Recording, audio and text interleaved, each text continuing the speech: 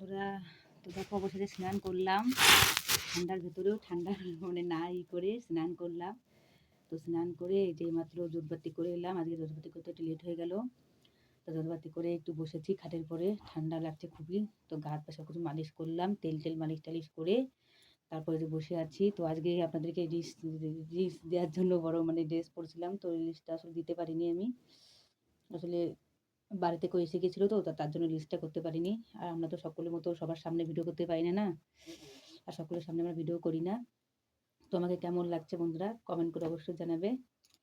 আসলে খুব ঠান্ডা পড়েছে আমাদের এখানটায়, প্রচণ্ড ঠান্ডা পড়েছে এখানটায়। তো কী করবো ঠান্ডার ভেতরে, তারপরে সব কাজকর্মগুলো করলাম।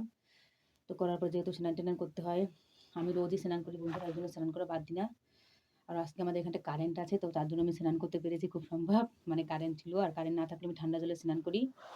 আরও সে আর আমি সে ঠান্ডা না, মানে সেই বরফের মতো। যে আপনারা তো জানেন যে একদিন আগে যদি ট্যাঙ্কির ভিতরে জল ভরে তাহলে সেই জলটা কতটা ঠান্ডা হয়। তো আমি সেই ঠান্ডা জলে স্নান করেছি, মানে ঠান্ডা জলে বেশিরভাগ আমি 3-4 দিন স্নান করেছি, কারেন্ট ছিল না।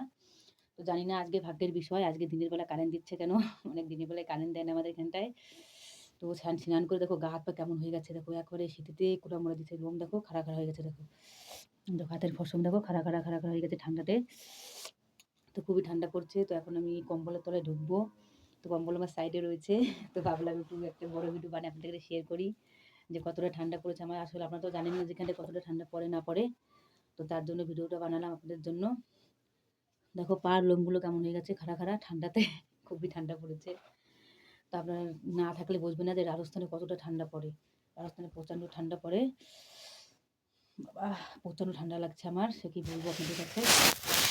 তো এখন সোয়েটার পরবো, সোয়েটার পরে একবারে ফিটফাট হয়ে যাব। তারপরে একটু পরে আবার রান্নাবান্না করতে হবে আমার, বাসনও ধুতে হবে। তো এখনও স্নান করে আমি ভাত খাইনি বন্ধুরা। তো ভিডিওটা কেমন লাগলো লাইক কমেন্ট করে অবশ্যই জানাবে বন্ধুরা।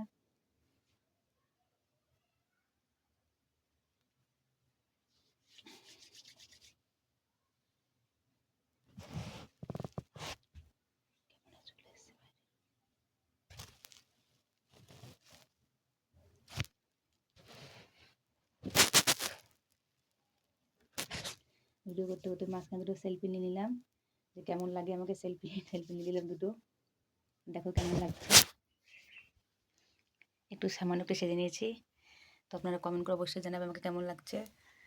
দেখো ঠান্ডার ভিতরে কতগুলো কম্বল রয়েছে আমার কাছে, দেখেছো?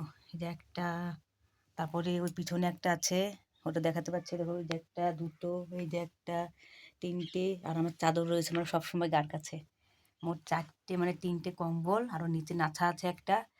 মোট 4টে কম্বল। এত ঠান্ডা পড়ে এখানটায় বন্ধুরা, সে না মানে কম্বল টম্বল না হলে, কিছু না হলে একদমই চলবে না, মানে কি বলবো, প্রচণ্ড ঠান্ডা পড়ে। তো কম্বল অনেক কটাই দরকার লাগে। তো জন্য 3-4টে কম্বল অলরেডি আমাদের কাছে আছে।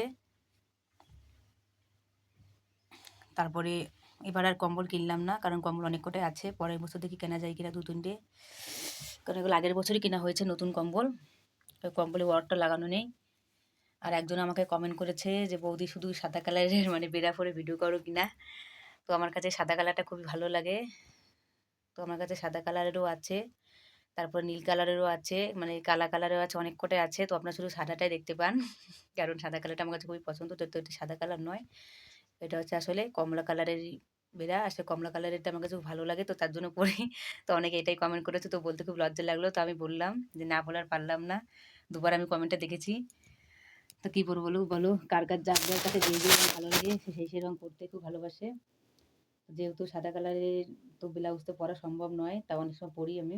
আসলে সাদা কালার যাদের আর কি হয়, আর মানে এসব না, মানে শাঁখা শুধু না পরে, তাদের জন্য হচ্ছে সাদা কালারটা বেশিরভাগ। তো সাদা কালারটা যেহেতু পরে না, ওই জন্য আমি সাদা কালার ব্লাউজটা পরতে পারি না, তাই জন্য ভেতরে একটা পরি সাদা কালারের। তো আপনাদের এই ভিডিওটা কেমন লাগলো, কথাগুলো কেমন লাগলো, লাইক কমেন্ট অবশ্যই জানাবে বন্ধুরা। টাটা।